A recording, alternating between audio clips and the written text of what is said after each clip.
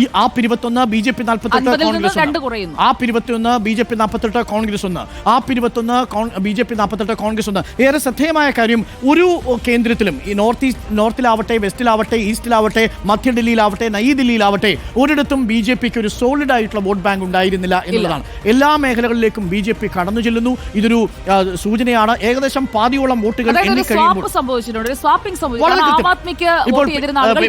ഒന്ന് നമുക്ക് പിയാസുനിലേക്ക് പോയി വരണം. പിയാസുനിൽ എല്ലാ മേഖലകളിലും ആം ആദ്മി പാർട്ടിയുടെ സമഗ്രാധിപത്യമല്ലേ നമ്മളിപ്പോൾ കണ്ടുകൊണ്ടിരിക്കുന്നത്. അതിലേറ്റവും പ്രധാനപ്പെട്ടത് BJPയുടെ ആം ആദ്മി പാർട്ടിയുടെ ശക്തി കേന്ദ്രങ്ങളിൽ പോലും BJP കയറുന്നു. ന്യൂനപക്ഷ ഭൂരിപക്ഷമുള്ള വോട്ട് കേന്ദ്രങ്ങളിൽ പോലും ആം ആദ്മി പാർട്ടി അവിടെ ലീഡ് ചെയ്യുന്ന കാഴ്ചയാണ് കാണുന്നത്.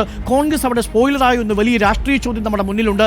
എന്താണ് ഏറ്റവും ഒടുവിൽ നിന്ന് നമുക്ക് ലഭിക്കുന്ന വിവരം? ഡൽഹിയിലെ എല്ലാ മേഖലകളിലും BJPയുടെ തേരോട്ടമാണോ പിയാസുനിൽ?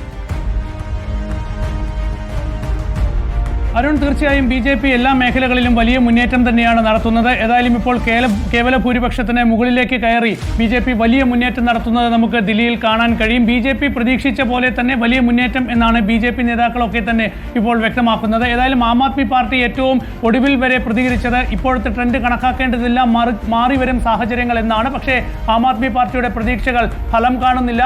വലിയ മുന്നേറ്റം BJP നടത്തുന്നു. ഏറ്റവും ശ്രദ്ധേയമായ കാര്യം, മുസ്ലിം ന്യൂനപക്ഷ വോട്ടുകൾ വളരെ നിർണായകമായ സ്ഥലങ്ങളിൽ പോലും BJP വലിയ മുന്നേറ്റം ഉണ്ടാക്കുന്നു എന്നതാണ്. 11 മുസ്ലിം ശക്തി കേന്ദ്ര സീറ്റുകളിൽ 9 BJP ആണ് മുന്നിൽ നിൽക്കുന്നത്. ഒരു സീറ്റിൽ മാത്രമാണ് അവിടെ ആം ആദ്മി പാർട്ടി മുന്നിൽ നിൽക്കുന്നത്. ഒരു സീറ്റിൽ കോൺഗ്രസ് മുന്നിട്ട് നിൽക്കുന്ന ഒരു സാഹചര്യം. ഏതായാലും കോൺഗ്രസ് വലിയ തോതിൽ വോട്ടുകൾ പിളർത്തിയിട്ടുണ്ട് എന്ന കാര്യത്തിൽ യാതൊരു സംശയമില്ല. കോൺഗ്രസിന്റെ രാഷ്ട്രീയ തീരുമാനം തന്നെയായിരുന്നു.